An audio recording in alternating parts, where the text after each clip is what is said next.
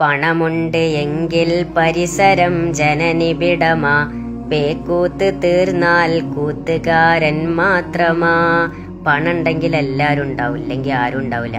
വീട്ടുകാരെ ഒഴിവാക്കും, കുടുംബക്കാരെ ഒഴിവാക്കും, കൂട്ടുകാരെ ഒഴിവാക്കും, ഭാര്യമാരെ ഒഴിവാക്കും, ഇല്ലെങ്കിൽ നിങ്ങളില്ലാന്ന് പറയും. ചിറിൽച്ചിട്ട് ആരെങ്കിലും പിന്നാലെ നടക്കണ്ട നിങ്ങൾ വിചാരിക്കണ്ട നിങ്ങളോടുള്ള സ്നേഹം കൊണ്ടാണെന്ന്, അത് പണം കണ്ടിട്ടകരം. ഉന്നത വിദ്യാഭ്യാസമുള്ള ഒരു സഹോദരിയായിരുന്നു ഡോക്ടർ ഷഹന. ആത്മഹത്യ ചെയ്തു. കാമുകൻ സ്നേഹിച്ചത് എന്നെയാണെന്നാ വിചാരിച്ചത്.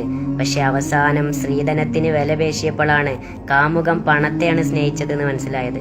ഡോക്ടർ ഷഹന മനുഷ്യന്റെ ശരീരത്തിന്റെ നാഡീവ്യവസ്ഥകള് കീറി മുറിച്ചിട്ട് പരിശോധിച്ചിട്ടുണ്ടാവാം, മനുഷ്യന്റെ ഹൃദയത്തിന്റെ തുടിപ്പറിഞ്ഞിട്ടുണ്ടാവാം.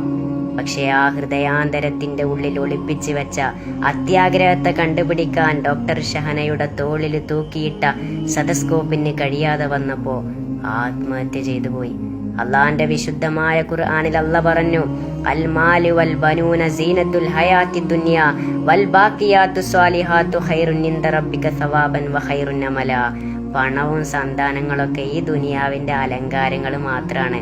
എന്നും നിലനിൽക്കുന്നതും റബ്ബിന്റെ അടുക്കൽ പ്രതിഫലമുള്ളതും സ്വാലിഹായ കർമ്മങ്ങൾക്ക് മാത്രമാണ്.